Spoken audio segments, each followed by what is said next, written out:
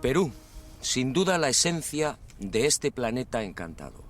Perú milenario, mítico y sobre todo Perú mágico. Sígame y disfrútelo conmigo.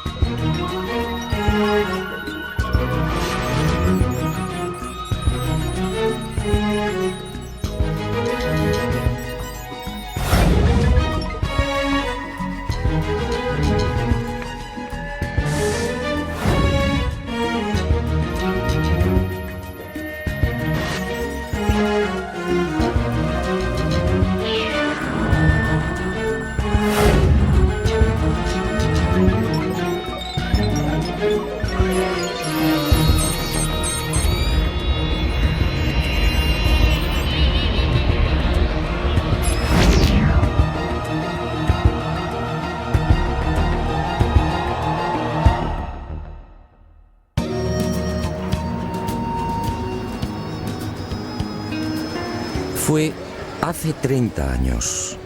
Aquí en Perú recibí el bautismo de fuego como investigador. Aquí, en una ciudad de Lima mucho más apacible y familiar, me enfrenté por primera vez al gran enigma de los ovnis. Aquí tuve la fortuna de contemplar dos naves no humanas. Y aquí, justamente, supe de otros formidables misterios.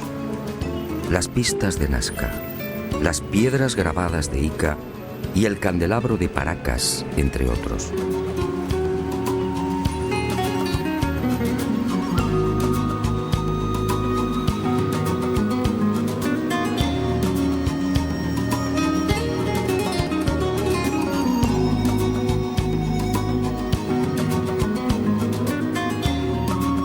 Sí, es mucho lo que le debo al Perú.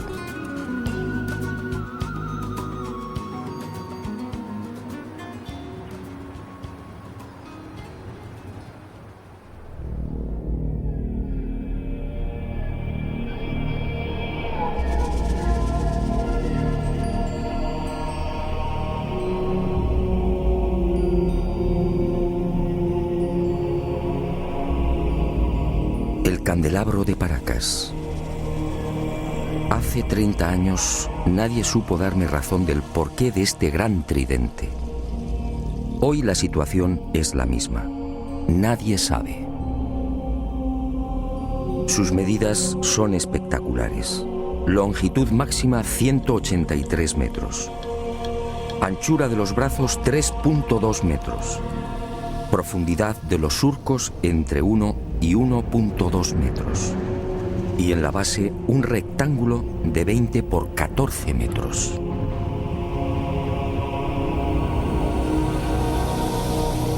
A simple vista la gigantesca figura parece elaborada con la técnica del vaciado. Alguien extrajo la arena y procedió a un férreo prensado de las paredes. Misteriosamente, los fuertes vientos de la zona no han logrado borrarla. Y al excavar en los surcos, surge una nueva sorpresa. A 10 o 15 centímetros, dependiendo del lugar, aparece una costra blanco-amarillenta de naturaleza cristalina, muy común en esta península. La deducción es inevitable. Hace cientos, quizá miles de años, la imagen del candelabro tuvo que ser distinta. En el pasado, esa blanca y pulida sedimentación lo haría brillar como un candelabro de plata. ¿Quién lo diseñó? No hay forma de datarlo. No existen referencias históricas. Nadie sabe cuál fue su finalidad. Para algunos se trata de un símbolo religioso. ¿Quizá el árbol de la vida? Para otros representa una constelación. ¿Quizá la cruz del sur?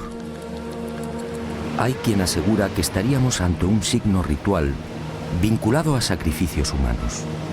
Sacrificios que tenían lugar en Isla Blanca y en el archipiélago de las Chincha, muy próximas al tridente. De hecho, el eje principal del candelabro aparece alineado con la primera de estas islas. Unas islas en las que han sido encontradas las momias de jóvenes mujeres decapitadas.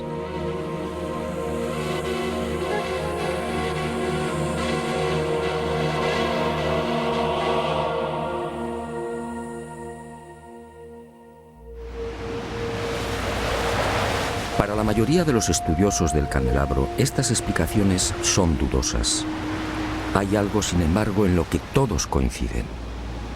Por sus dimensiones y la estratégica ubicación sobre el acantilado, con una inclinación de 40 grados en relación al mar, el gran tridente parece dibujado para ser observado a distancia.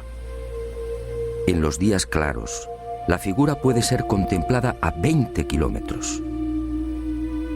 ¿Se trata, por tanto, de un especialísimo faro? ¿Estaríamos ante una señal indicadora? Sinceramente, no hay forma de saberlo.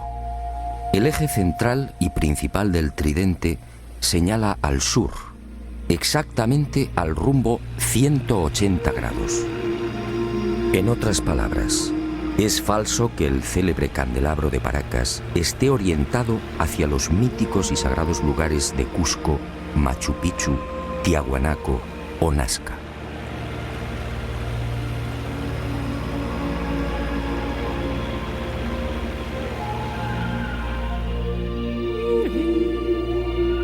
¿Una señal indicadora?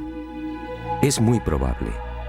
Una señal para los navegantes y sobre todo para los que surcaban los cielos. Pero ¿quién tenía la capacidad de volar hace cientos o miles de años?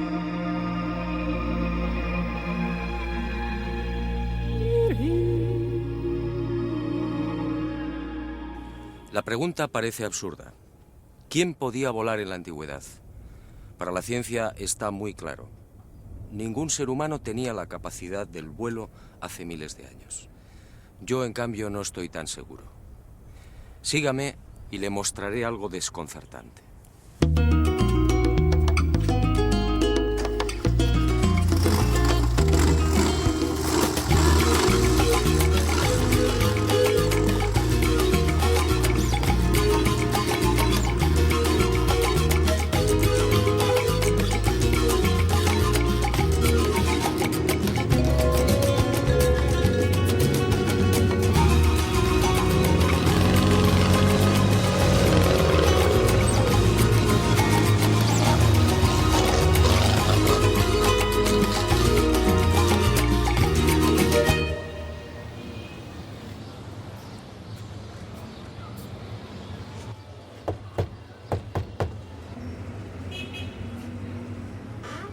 Se han cumplido 30 años desde que crucé el umbral de esta puerta por primera vez.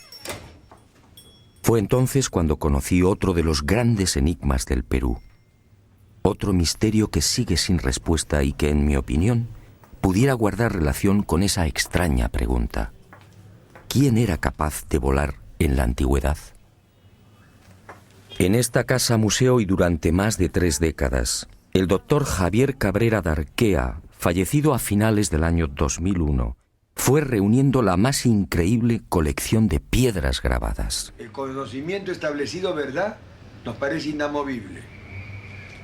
Pero la ciencia ha caminado moviendo ese conocimiento y permutándolo por verdades que sí son ciertas.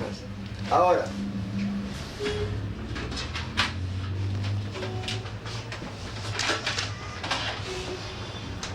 esos instrumentos que ha visto ahí. Ahí está. ¿Como el hueso, claro? Hueso humano, tibia humana. 11.000 piedras de todos los tamaños, con unos altorrelieves asombrosos. Toda una biblioteca lítica desenterrada en el vecino desierto de Ocucaje. Todo un tesoro arqueológico que, al parecer, le fue suministrado por los indios. Pero el doctor Cabrera murió sin que la ciencia reconociera su gran labor. Es verdad, sí. Y este es el... Lo mismo que salió en Japón, salió acá en Paracas. Ah, sí, es verdad, sí. Los seres que llevaban como una... En las piedras aparecen unos hombres realmente singulares. Son representados con grandes cráneos y con manos de 4 dedos, siempre sin pulgares. ¿Quiénes son estos seres? En opinión del doctor Cabrera, estaríamos ante una humanidad desconocida y remota que habitó la Tierra hace millones de años. Una humanidad, aseguraba el médico peruano, que alcanzó unos conocimientos y una tecnología extraordinarios. Y por razones desconocidas, desaparecieron.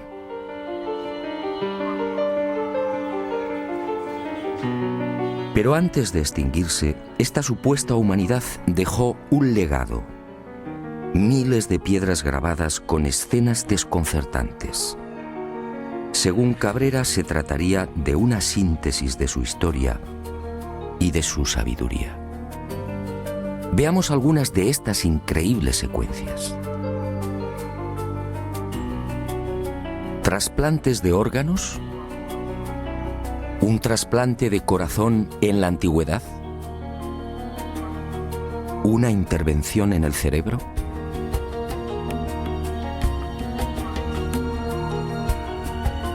¿Transfusiones de sangre? ¿Cesáreas hace millones de años?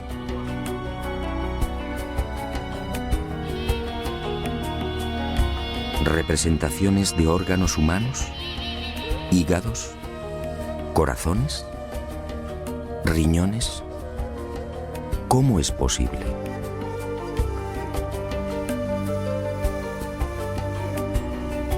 ¿Continentes hoy desaparecidos?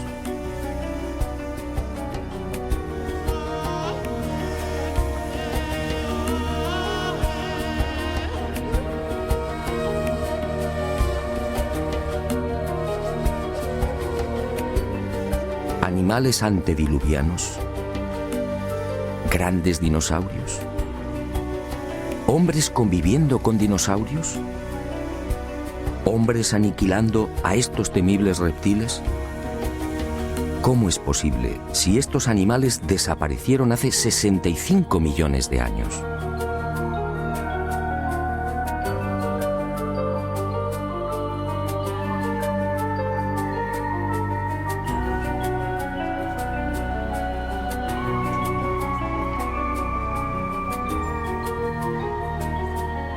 ¿Canguros en América?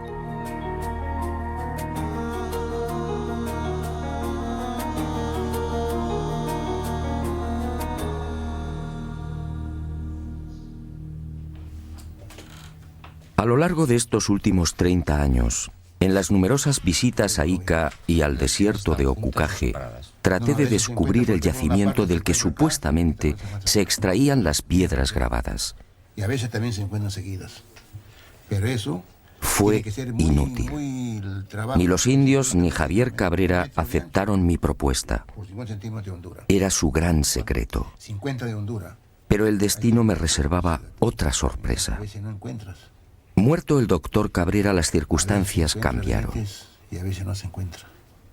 Y Basilio Uchuya, el hombre que proporcionó más de 11.000 piedras al médico de Ica, quizá teniendo en cuenta mi fiel amistad hacia Cabrera, me sorprendió en esta oportunidad con una insólita noticia. Si lo deseaba, podía acompañarle hasta uno de los yacimientos. No podía creerlo. ¿Penetrar en el desierto y extraer las célebres piedras grabadas? Una operación así podía despejar de una vez por todas el espinoso y polémico asunto de la autenticidad de la biblioteca lítica.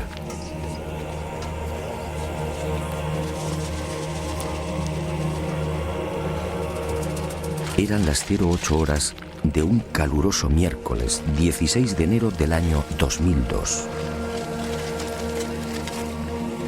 Y nervioso, esperé.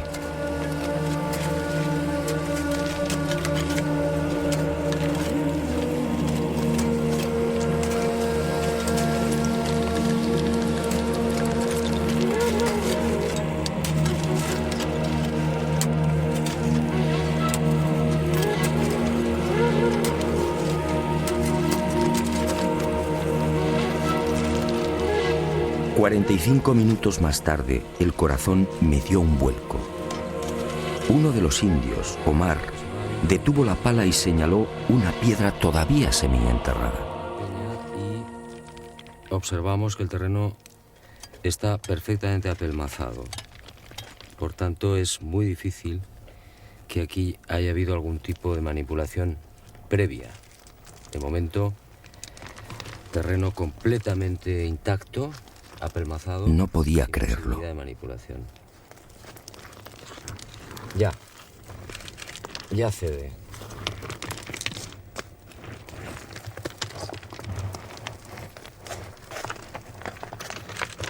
Es pesada, grande, de unos 30 centímetros y probablemente de unos 5 kilos de peso por lo menos. Y le corta la cabeza Al dinosaurio. al dinosaurio. El dinosaurio con la desesperación pone la mano en el pecho y la otra la pone abajo. Eso es su pierna de él.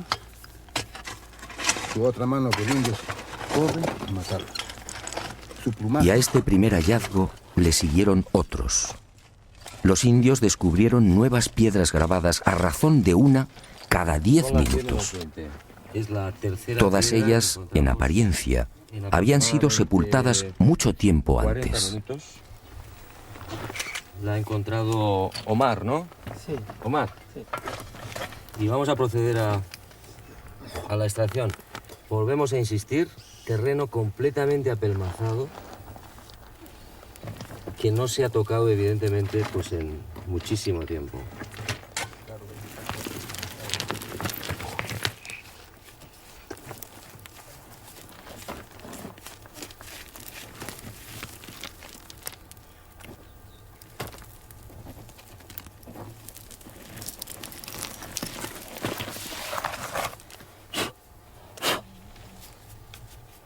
Y se bota. Aquí, Las grandes que tú le llevaste a Javier Cabrera, en la parte de allá. de allá. Bueno, esta es la cuarta piedra. Son las 10 menos 5 de la mañana, fuerte calor, pero creo que está mereciendo la pena porque ante nuestra sorpresa aparece una más. ¿Quién sabe cuántas puede haber aquí, en este cerro?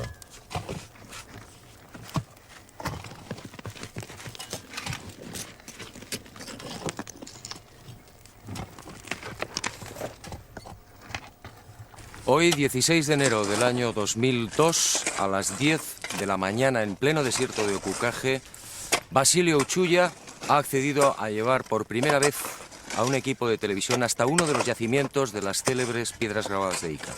Y nos hemos llevado la gran sorpresa. En 40 minutos han conseguido extraer 4 de estas misteriosas piedras. Este, sin duda, es un momento histórico. Aquella experiencia, sinceramente, me dejó perplejo No el tiempo, pero que no es de ahora. y sentí una extraña alegría. En cierto modo, esta primicia mundial venía a compensar muchas de las amarguras sufridas por el doctor Cabrera. Ahí sí puede ser. Basilio, Y brindé qué? por él y por la valentía y coraje que demostró en vida.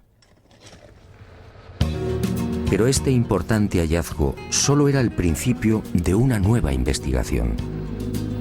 Ahora debía someter estas piedras a toda una batería de minuciosos análisis. ¿Se trataba de grabados antiguos?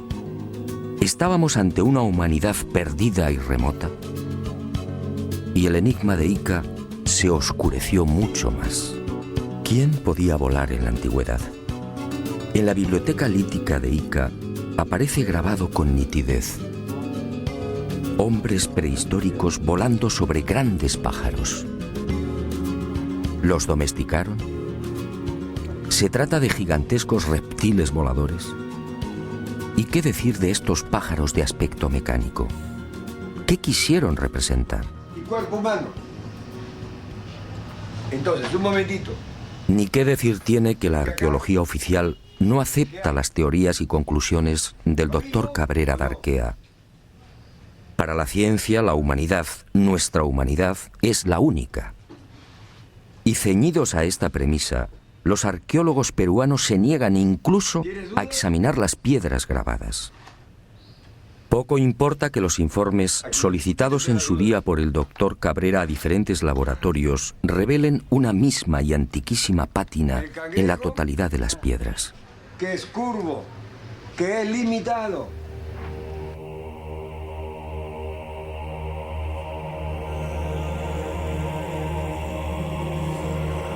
Como tampoco importa que algunas de estas piedras grabadas fueran halladas en el fondo de tumbas precolombinas.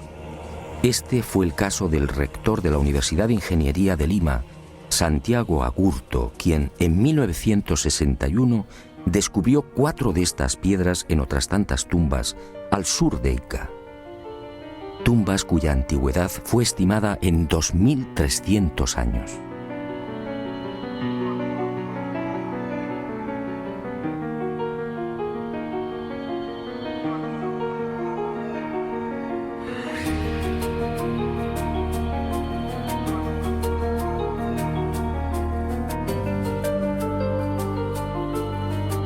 A mi regreso a España, como dije, varias de las piedras grabadas desenterradas en mi presencia fueron enviadas a 5 laboratorios pertenecientes a 4 universidades españolas y una canadiense.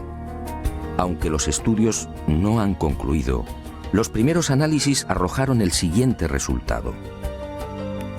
En algunas de las piedras, las zonas grabadas presentan una oscura pátina, consecuencia muy probablemente de un largo proceso de oxidación natural. En palabras sencillas, esos grabados no son recientes. Pero otros estudios en otras piedras han puesto de manifiesto que las incisiones presentan una clara factura moderna. Los grabados habrían sido ejecutados con medios mecánicos motorizados. En suma, según estos análisis, y por ahora, algunas de las piedras extraídas del cerro serían recientes y otras antiguas. El enigma, por tanto, sigue en pie.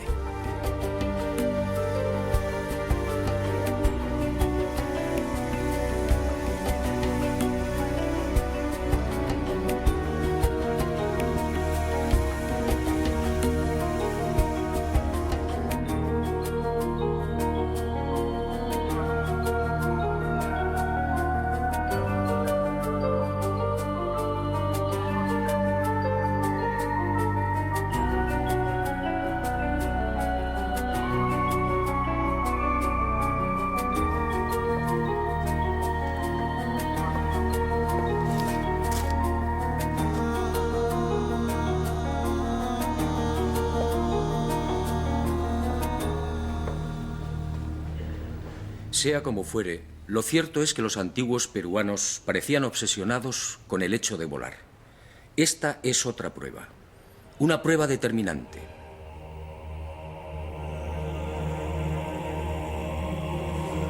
Huaco perteneciente a la cultura mochica, según los expertos fabricado hace 2000 años. Un hombre con alas. Unas alas claras y nítidas, sujetas al pecho con sendas correas. Para los arqueólogos se trataría de una especie de mensajero. Y me pregunto, ¿un mensajero con alas provistas del correspondiente arnés?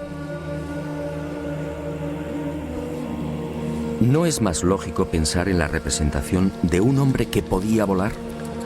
Más aún, si los antiguos peruanos obviamente no estaban capacitados para practicar el vuelo, ¿no serán estos huacos y pinturas el recuerdo de otros seres que sí podían hacerlo?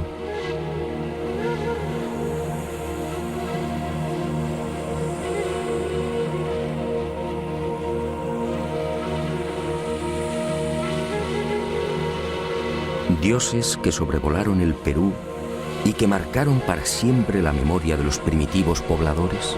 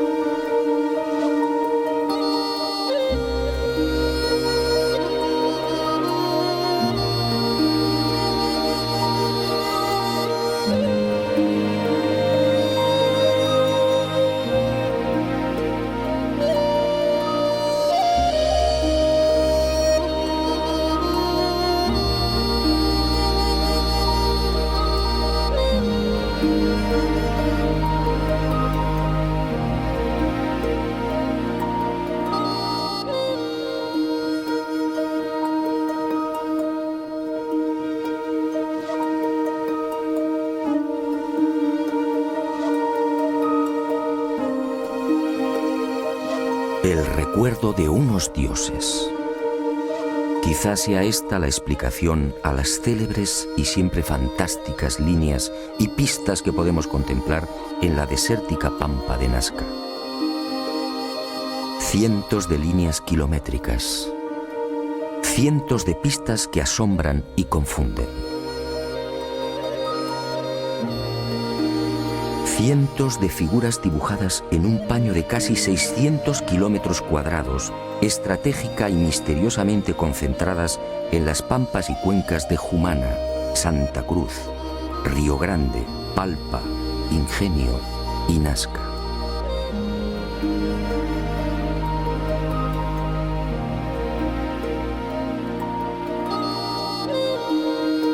Una formidable obra desarrollada quizá como homenaje, quién sabe si como reclamo, a esas criaturas que hace cientos o miles de años surcaron los cielos del Perú. Los hombres alados, dioses capaces de volar, seres superiores gobernando extrañas y luminosas máquinas, dioses que prometieron volver. Y los hombres ansiosos plasmaron sus deseos en la tierra, dibujando grandes figuras, unas figuras solo visibles desde el aire, unas figuras mitad oración, mitad grito.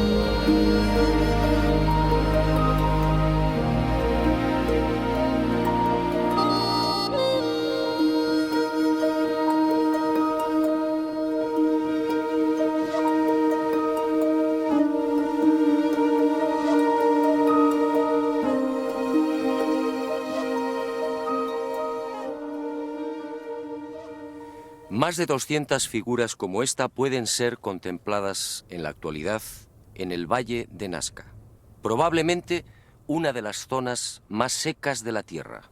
Aquí no llueve nunca, o casi nunca. La corriente de Humboldt en las costas del Pacífico, 3 grados por debajo de la temperatura del aire, es la responsable de esta extrema aridez. El índice de precipitaciones es realmente angustioso, apenas 1 centímetro cúbico al año. Y esas pocas gotas de agua se reparten en unos 30 minutos cada 2 años.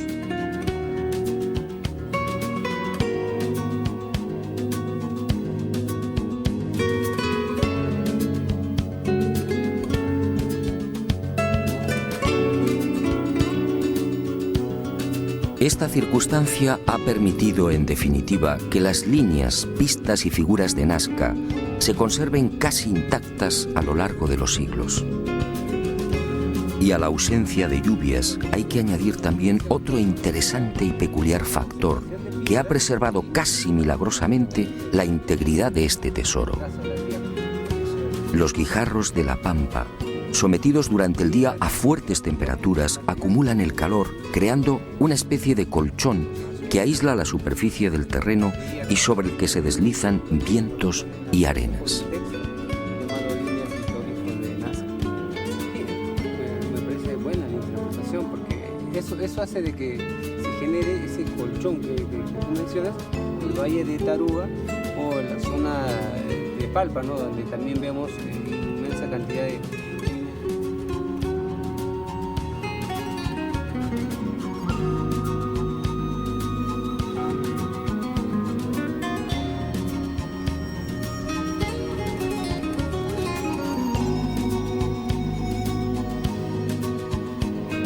Amparados en estos dos importantes hechos, los creadores de las figuras y pistas solo tuvieron que proceder al barrido de la pampa para formar los dibujos. Al rayar la rojiza superficie del desierto, rico en hierro, aparece de inmediato una blanca capa de sílice, y el contraste de colores da vida a los formidables geoglifos. Los últimos estudios de datación, en especial los llevados a cabo por Percy Clarkson y Harry Hurton de las universidades de Winnipeg, en Canadá, y Nueva York, respectivamente, fijan la antigüedad de estos geoglifos en unos 500 años antes de Cristo.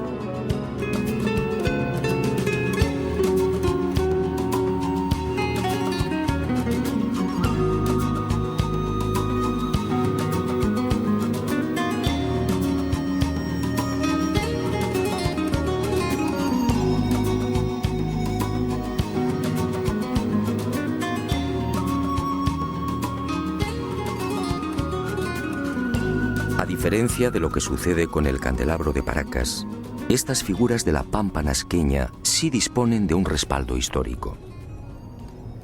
Cieza de León, que acompañó a Pizarro por el Perú a finales de 1537, fue testigo de excepción de estos signos. Así los califica. Signos en algunas partes del desierto que circunda Nazca. Y añade en sus crónicas que dichos signos eran tomados como caminos a seguir por las comunidades indias.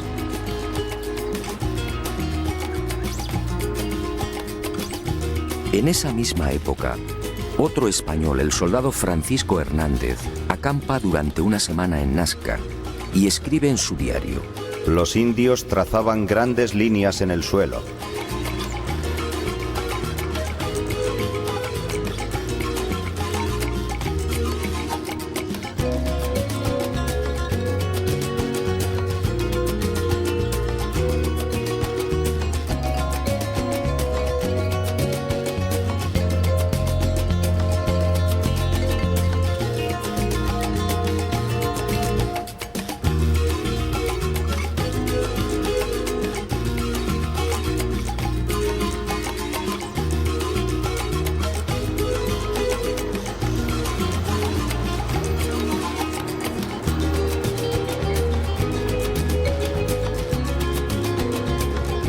Años después, en 1586, el corregidor Luis de Monzón se dirige al virrey Toledo y le relata la siguiente historia. Antes que los españoles dominaran a los incas, en tiempos antiquísimos, un pequeño grupo de otro tipo de gente a la que llamaban los viracochas llegó a esta tierra. Y obedeciéndoles, los indios los siguieron e hicieron caminos que hasta ahora se pueden ver, largos como una calle, a cuyos lados construyeron muros bajos. ¿Los viracochas? ¿Quiénes eran? Cuando consulté a los indios, todos coincidieron. Señalaron al cielo y exclamaron: dioses, dioses que volaban, dioses que llegaron de Tiahuanaco y trajeron el arte y la agricultura, dioses que enseñaron cómo dibujar las líneas y figuras.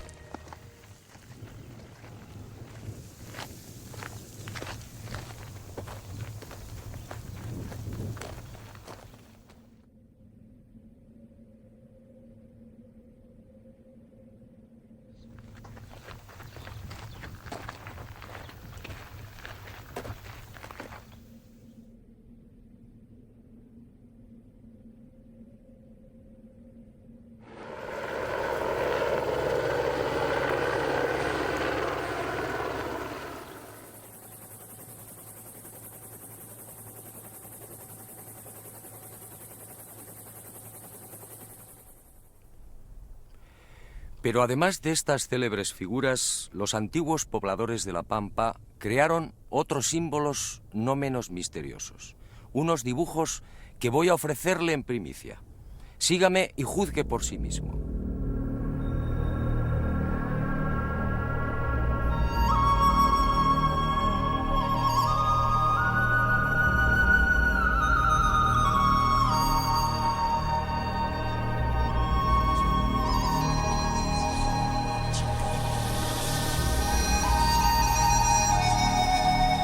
Al norte de la ciudad de Nazca, a poco más de 25 kilómetros, y entre los resecos arenales de Palpa, Ica y Ocucaje, este planeta encantado nos reserva otra sorpresa. Decenas de geoglifos desconocidos. Alrededor de 300 figuras similares a las de Nazca, que nunca fueron filmadas.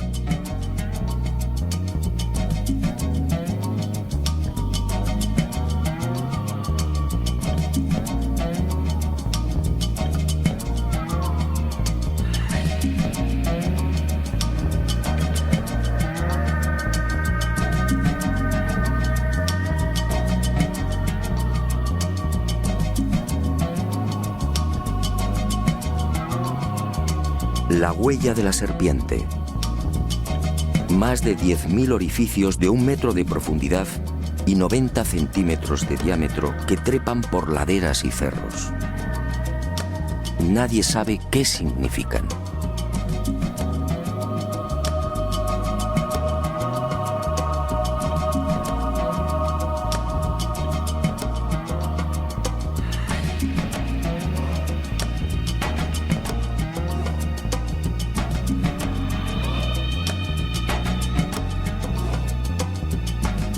Lo que algunos llaman la tarjeta perforada.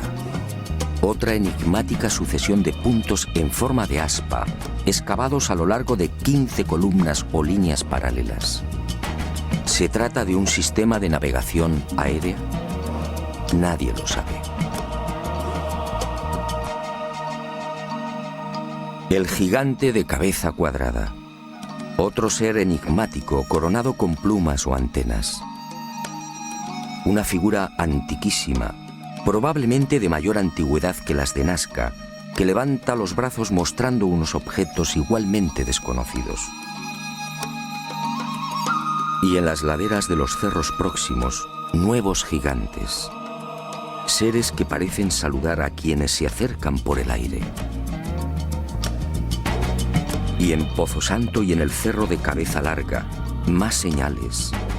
Figuras geométricas incomprensibles, individuos gigantescos con enormes cascos, felinos, aves desconocidas para la ciencia.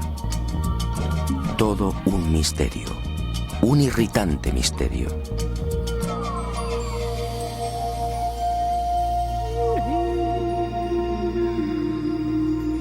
Y al igual que en el Valle del Ingenio, más líneas y pistas, cientos.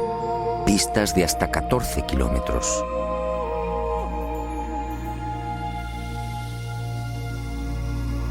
Pistas de trazado impecable, entre las que surgen elaboradas figuras de aves y flores.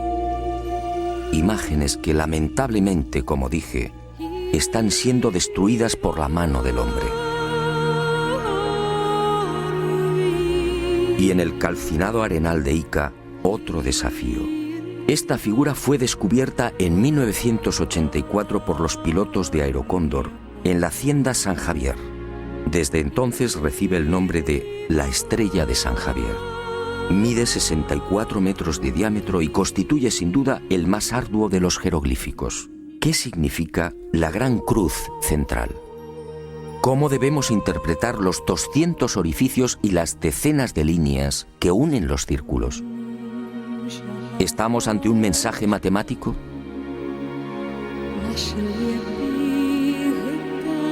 El repaso a esa otra Nazca, la Nazca olvidada, sería interminable. Y decidimos concluir con una figura que no precisa demasiados comentarios. Un colibrí de 50 metros de longitud, con algo muy especial sobre su cuerpo. Sí, todos los que lo contemplan coinciden. un avión. Un avión dibujado sobre el cuerpo de un colibrí. Alas rectas, morro puntiagudo y todo un timón de cola. Pero, ¿quién volaba hace 2000 años?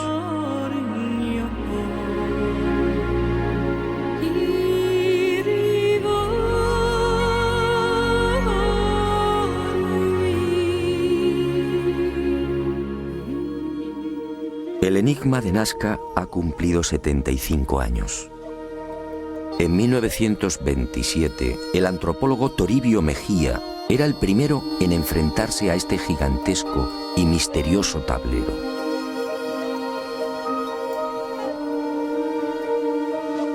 Después sería redescubierto por toda una legión de expertos. Para Kosok, por ejemplo, estas figuras eran la representación de las trayectorias del Sol, de la Luna y de los planetas. En otras palabras, el mayor libro de astronomía del mundo. Para Maria Reiche, la matemática alemana que dedicó su vida al estudio de la Pampa, se trataba de un calendario. Un formidable calendario en el que las figuras reproducían constelaciones y las líneas marcaban solsticios y equinoccios. Gerald Hawkins sometió esta teoría de Reiche a las computadoras y comprobó que la hipótesis del calendario era falsa. Para el explorador inglés Tony Morrison, las líneas son caminos, senderos sagrados que unirían templos. Pero, ¿dónde están esos supuestos templos? Otros, como Jim Gutman, están convencidos de que los antiguos pobladores del Perú llegaron a fabricar y utilizar globos aerostáticos. Así, dicen, diseñaron las figuras. Dobkin, de Ríos y Cárdenas van más allá y apuntan una explicación tan poco convincente como las anteriores. Según estos científicos, las figuras de Nazca no serían otra cosa que el resultado de la ingestión de alucinógenos por parte de los indios. William Isbell, en cambio, afirmaba en 1980 que estos geoglifos fueron la consecuencia de un simple entretenimiento, un procedimiento para mantener ocupada a una gran masa de población. La hipótesis no se sostiene porque, entre otras razones, estas figuras fueron trazadas a lo largo de 1500 años como mínimo. Henry Sterling llegó a proponer una explicación que obviamente fue desestimada. Los geoglifos de Nazca, escribió, son en realidad un gigantesco telar. Y recientemente se ha puesto de moda otra versión que tampoco termina de convencer. Según el hidrólogo Stephen Mabey y el arqueólogo Donald Prulls, estos cientos de imágenes serían simples marcadores de aguas subterráneas. El problema que hace tambalear los informes de estos científicos de la Universidad de Massachusetts es que de las 500 figuras existentes en los desiertos peruanos, solo 5 coinciden con napas o mantos de agua subterránea. Solo 5.